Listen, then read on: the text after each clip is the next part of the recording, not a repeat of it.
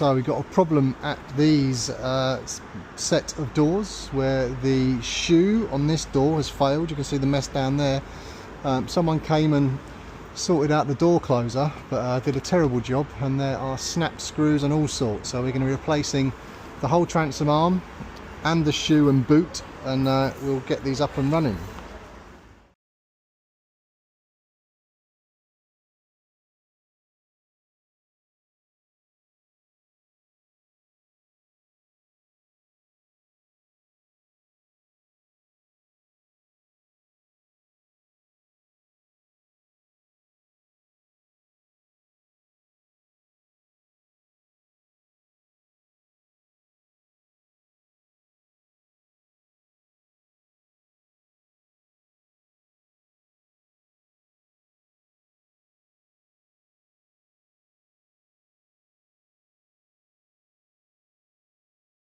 London locks at Central House E15.